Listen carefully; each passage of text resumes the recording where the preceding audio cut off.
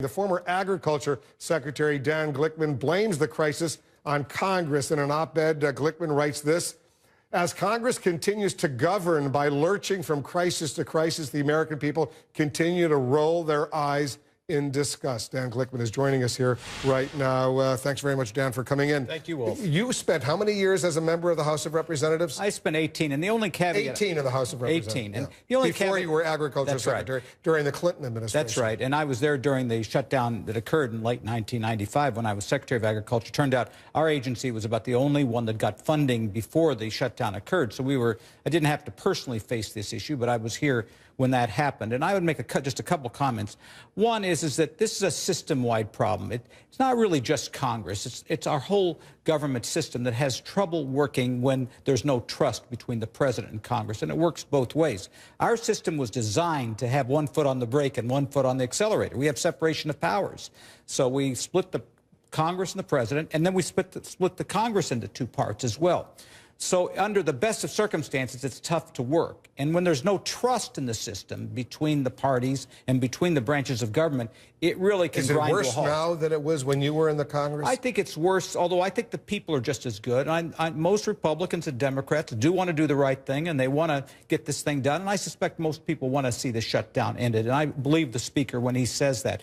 But with 24-hour media, with all the money in politics, with all the special interest groups coming in from all sides, it makes it so much harder for members of Congress to avoid engaging what I call tribal warfare. And that's what we just have to get out of. So how do you do that? Well, I think that it takes leadership.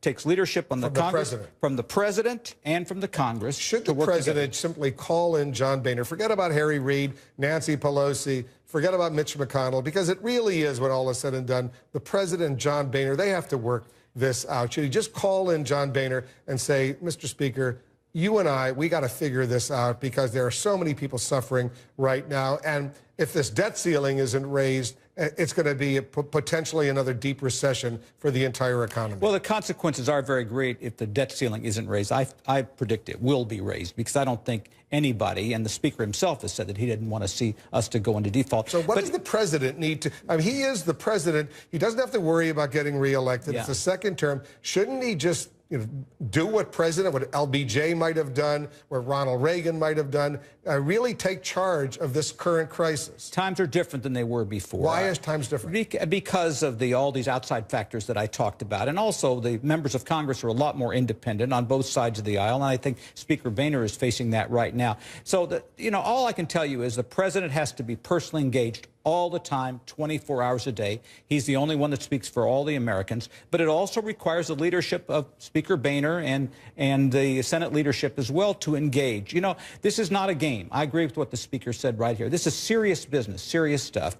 And, I predict that they'll get these problems solved in the next couple of weeks. But we can't govern lurching from crisis to crisis every 3 months for the next few years. We'll become a second-rate power if that happens.